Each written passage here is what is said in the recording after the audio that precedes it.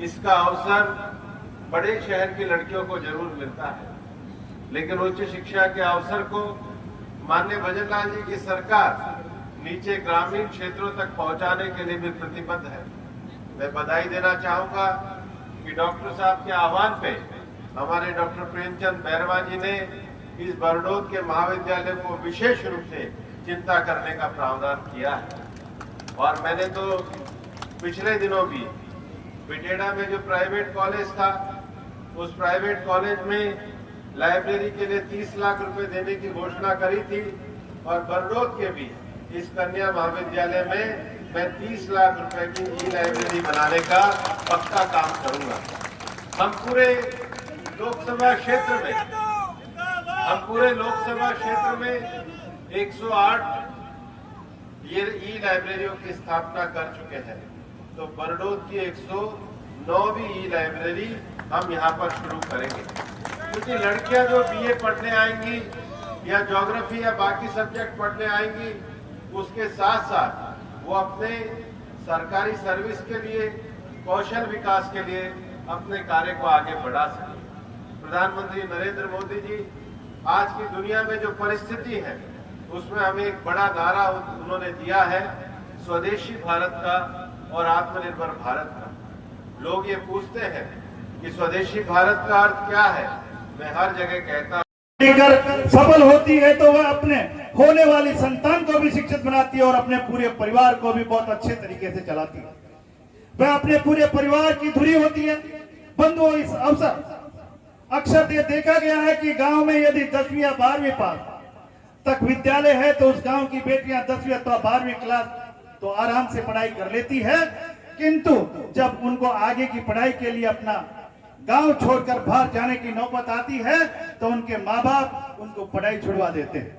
मित्रों, हमारी इन बेटियों के लिए एक और समस्या का सामना करना पड़ता है। यदि उस विद्यालय में, महाविद्यालय में यदि शौचालय नहीं है तो इन बेटियों को जो पीड़ा होती है उसकी हम कल्पना नहीं कर सकते। इतना ही नहीं, जिस विद्यालय अथवा महाविद्यालय में बच्चों को पढ़ाया जाता है, वहां यदि सुविधाओं का अभाव है, अच्छे क्लासरूम नहीं है, अच्छे पुस्तकालय नहीं है, तो हमारे बच्चों की पढ़ाई की गुणवत्ता पर बहुत विपरीत प्रभाव पड़ता है। बहरोड के पूर्व प्रधान नंदराम ओल्ला जी के पास, और सुनने को तो बहुत ख्यातियाँ मिलती है इनके नाम से, लेकिन आज एक विशेष कार्यक्रम था, तो आज उस कार्यक्रम के बारे में हम आपको रूबरू कराते हैं ओल्ला जी से। सर नमस्कार। नमस्ते साहब। सर, सबसे पहले तो मैं आपका स्वागत करता हूँ। आप मेरे पास आए और आज जो हमारा ये सम्मेलन हुआ उसके बारे में आप जो कुछ पूछेंगे, इसके लिए आप आभार व्यक्त करता हूँ। धन्यवाद। सर, आज का आपका क्या कार्यक्रम था और क्या विशेष उपलब्धियाँ रही इसमें?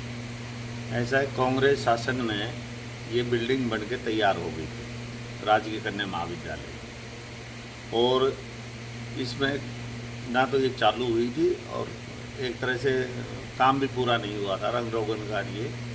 अब बीजेपी के शासन में 182-83 बच्चों के यहाँ एडमिशन हो रहे हैं और बहुत अच्छे ढंग से, और पूरे गांव के सहयोग से ये बहुत अच्छी तरह से कन्या महाविद्यालय चल रही है हमारी। आज यहाँ पे बड़े बड़े दिग्गज पार्टी के नेता आए और लोगों की उम्मीद रही कि हमारे यहाँ इस मात्र एक आग्रह पर पार्टी के नेता आएंगे और यहाँ आकर के कुछ घोषणाएं करेंगे। तो उन घोषणाओं में क्या क्या अहम घोषणा रही जिन पे लोगों का एक सराहनीय विश्वास रहा? सबसे पहले तो मैं आपकी जानकारी में आपके चैनल के माध्यम से बता दूं सबको, आगे हमारे एक तरह से विकास पुरुष आदरणीय भूपेंद्र जी यादव साहब, जिन्होंने लाइब्रेरी देने की जो घोषणा हुई, ये स्वागत योग्य थी। हम ग्रामवासी उनका आभार व्यक्त करते हैं, और इसी तरह से आदरणीय बैरवा जी का भी हम आभार व्यक्त करते हैं कि उन्होंने जो आज इस कन्या महाविद्यालय के अंदर स्टाफ की कमी थी, उन्होंने स्टाफ की तो हाँ बोली कि स्टाफ की कोई कमी नहीं रहेगी, बल्कि उन्होंने यहाँ तक कह दिया कि इस कॉलेज में पढ़ने वाली बच्चियों को किसी भी चीज़ का कोई अभाव नहीं होने देगी सरकार। बहुत बहुत धन्यवाद।